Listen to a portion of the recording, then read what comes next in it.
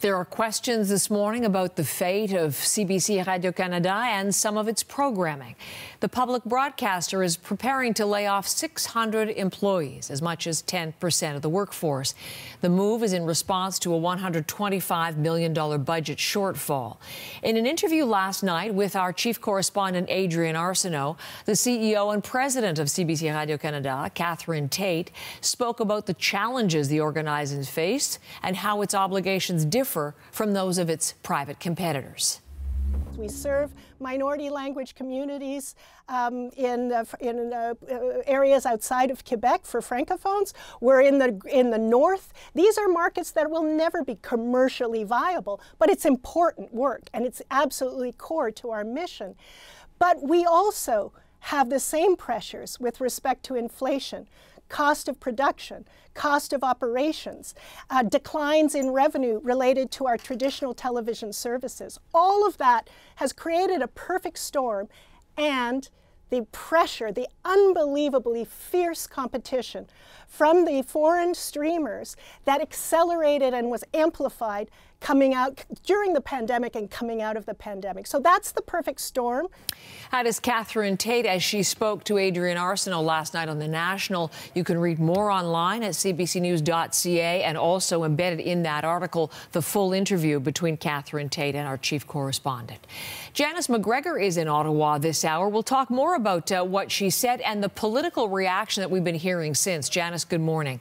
Yeah, good morning, Heather. Indeed, it was interesting to hear Catherine Tate in her various appearances and explanations talk about how she felt it was important to lay out their plan for how they're going to adjust to a shrunken financial situation.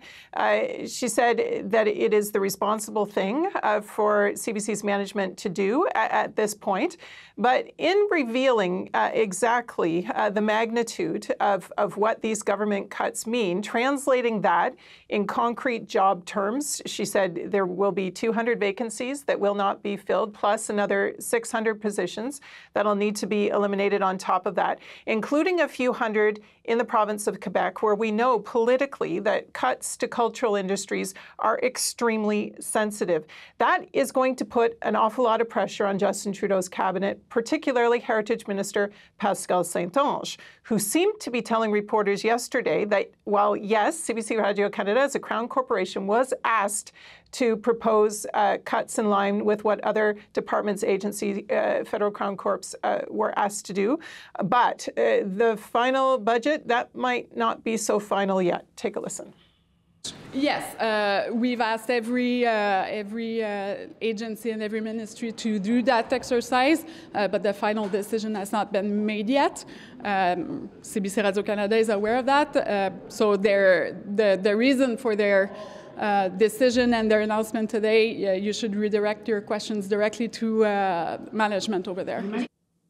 And this revelation of how this is going to translate in terms of concrete job cuts for this industry, it is landing in the midst of another related debate over whether the CBC should be included when it comes time to allocate the $100 million that the federal government negotiated with Google. Remember that deal announced last week about compensation.